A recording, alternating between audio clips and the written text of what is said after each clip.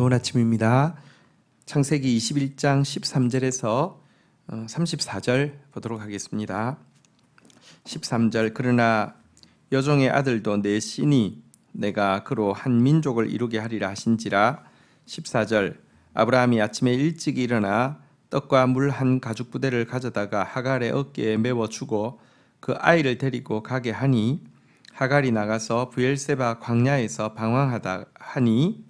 15절 가죽 부대에 물이 떨어진지라 그 자식을 관목 덤불 아래에 두고. 16절 이르되 아이가 죽는 것을 참아보지 못하겠다 하고 화살 한바탕 거리 떨어져 마주 앉아 바라보고 소리내어 우니. 17절 하나님이 그 어린 아이의 소리를 들으셨으므로 하나님의 사자가 하늘로부터 하갈을 불러 이러시되 하갈아 무슨 일이냐 두려워하지 말라 하나님이 저기 있는 아이의 소리를 들으셨나니. 하나님께서는 이스마엘을 내보내라고 하시지만 이스마엘에 대해서 또 다시 한번 말씀하십니다. 내가 그로 한 민족을 이루게 하리라. 여종의 아들도 너시다 라고 분명히 말씀하셨습니다.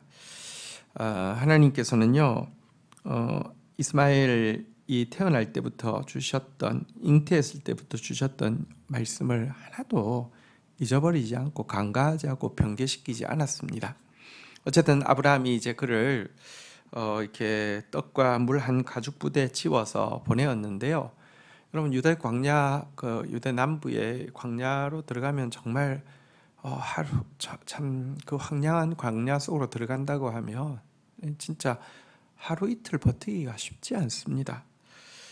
조금 가서 물도 떨어지고 떡도 떨어지고 방황하다가 이제 죽게 된 상황에서 도저히 아이 옆에서 아이가 죽는 모습을 볼 수가 없어서 화살 쏘면 떨어질 거리 정도 떨어진 상태에서 아이를 마주보고 통곡하면서 아이는 또 아이대로 배가 고파서 또 막 기력이 없어서 통곡하면서 죽어가고 있는 이런 상황이었는데요.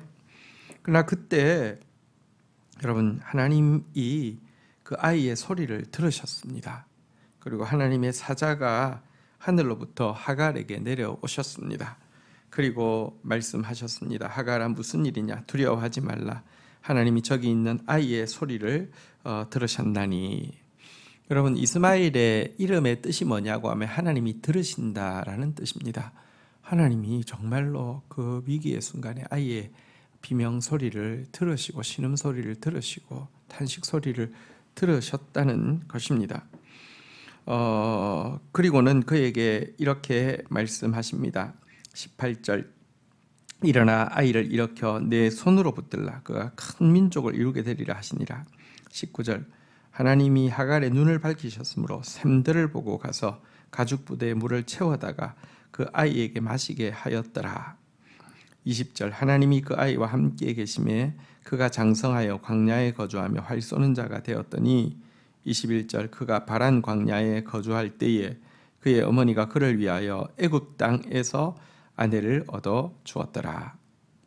자, 여러분 하나님께서 이제 그 아이를 다시 찾아가서 손을 붙들라고 이야기합니다. 그가 큰 민족이 될 것이라고 약속하셨습니다. 그리고 눈을 밝혀서 우물이 보이게 하셨습니다. 샘물이 보이게 하셨습니다. 여러분 목이 말라 죽어가고 있었는데 샘물이 옆에 있었습니다. 사실 마치 나중에 이삭을 바치라고 하실 때 이미 숲을 사이에 순양이 준비되어 있는 것과 마찬가지로 하나님께서 이렇게 눈을 밝혀서 여호와 이레로 준비된 것을 보게 하셨습니다. 그리하여서 결국 그들은 살아남게 되었고요, 장성하게 되었고요, 그리고 또 결혼을 하게 된 내용까지를 보게 되었습니다. 다시 한번 말씀드립니다. 이스마엘은 하나님의 구원의 통로로는 사용되지 않았습니다. 구원의 통로로 사용되는 것에서부터는 멀어졌습니다. 하지만 하나님의 구원의 대상, 관심의 대상이 되는 데서부터는 한 번도 멀어진 적이 없음을 다시 한번 확인하게 됩니다. 우리가 이스마엘의 후손인 무슬림들을 대할 때 여러분 가져야 되는 마음입니다. 하나님께서 그도 아브라함의 씨다라고 이야기하고 그들의 신음소리도 듣고 계시며 그들도 구원에 이르기를 누구보다도 원하시는 분이 하나님이심을 기억하십시다. 그리스도인이 더 하나님 앞에서 온전한 아들이라는 것은 우리가 더 많은 지식을 가져서가 아니라 우리가 더 온전한 사랑을 가져서입니다. 물론 우리가 더 대단해서 온전한 사랑을 가졌다는 것이 아니라 우리가 더 온전한 사랑을 받았기 때문에 여러분 하나님의 더 온전한 구원의 통로로 사용되어지는 자녀가 되었다는 것입니다. 하나님의 마음을 가지고 무슬림들을 위해서 기도하고 그들 가운데 구원이 이루어지도록 더 큰 사랑으로 찾아가는 우리가 되어야 함을 잊지 말아야 할 것입니다. 자, 이어지는 22절입니다. 그때 아비멜렉과 그 군대 장관 비골이 아브라함에게 말하여 이르되 내가 무슨 일을 하든지 하나님이 너와 함께 계시도다. 23절 그런즉 너는 나와 내 아들과 내 손자에게 거짓되이 행하지 아니하기를 이제 여기서 하나님을 가리켜 내게 맹세하라. 내가 내게 후대한 대로 너도 나와 내가 머무르는 이 땅에 행할 것이니라. 자, 여러분 하나님이 복의 통로가 되게 하시겠다고 복 자체가 되게 하시겠다고 했는데 그것을 주위에 있는 사람들이 보게 됩니다. 아비멜렉과 군대 장관 비골이 아브라함에게 와서 이야기합니다. 네가 무슨 일을 하든지 하나님이 너와 함께 계시도다. 그러니까 보니까 정말 이 사람은 이래도 저래도 복을 받고 이래도 저래도 또 점점 더 이렇게 온전해져 가는 이런 모습을 보면서 그 감동을 받고 또 이 사람하고 잘 지내지 않으면 안 되겠다라는 생각을 하게 되었던 것 같습니다. 그래서 너는 나 그리고 내 아들 내 손자에게 거짓되이 행하지 않도록 하나님 앞에서 맹세해 달라고 이렇게 평화 협정을 체결하자라고 이야기를 하고 있습니다. 여러분들 하나님이 너와 함께 계심을 보았다. 임마누엘이죠. 임마누엘의 약속은 오늘날 우리에게도 주어져 있는 것입니다. 이 때문에 우리 역시 아비멜렉이 아브라함에게 했던 말을 세상 사람들에게 들어야 합니다. 듣지 못한다고 하면 우리가 하나님의 사람으로서 제대로 살아나지 못하고 있다는 증거입니다. 하나님 우리와 함께 계십니다. 자, 그러자 아브라함이요 24절부터 보도록 하겠습니다. 아브라함이 이르되 내가 맹세하리라 하고 25절 아비멜렉의 종들이 아브라함의 우물을 빼앗은 일에 관하여 아브라함이 아비멜렉을 책망하며 26절 아비멜렉이 이르되 누가 그리하였는지 내가 알지 못하노라. 너도 내게 알리지 아니하였고 나도 듣지 못하였더니 오늘에야 들었노라. 27절 아브라함이 양과 소를 가져다가 아비멜렉에게 주고 두 사람이 서로 언약을 세우니라. 28절 아브라함이 7 암양 새끼를 따로 놓으니 29절 아비멜렉이 아브라함에게 이르되 이 7 암양 새끼를 따로 놓음이 어찌미냐. 30절 아브라함이 이르되 너는 내 손에서 이미 암양 새끼 7을 받아 이 우물 판 증거를 삼으라 하고 31절 두 사람이 거기서 서로 맹세하였으므로 그곳 이름을 브엘세바라 이름하였더라. 자, 아브라함은 이제 이 평화 협정 제안에 대해서 기꺼이 응했습니다. 또 그러면서 그때 아비멜렉의 종들이 아브라함의 종들이 판 우물을 빼앗은 일에 대해서 또 이렇게 책망을 했고요. 또 이것에 대해서 자기가 알지 못했다라고 하면서 사과를 받고는요. 이곳에서 언약을 맺게 됩니다. 그런데 언약을 맺고 나서 다시 한번 암양 7을 주어서 다시 한번 따로 세워서 이렇게 언약을 맺었습니다. 양과 소를 가져다가 이제 언약을 맺는 것은 아마 언약 의식을 행한 것을 이야기한다고 하면 7 암양을 따로 주었는데요. 이것은 그가 지금 판 우물 7개의 소유권이 아브라함에게 있음을 인정하는 그런 의미로 사실은 이제 아브라함이 이 7 암양을 따로 구별하여서 그에게 주고, 그래서 그 우물을 브엘세바, 맹세의 우물이라고 이렇게 이제 이름하게 되었던 것입니다.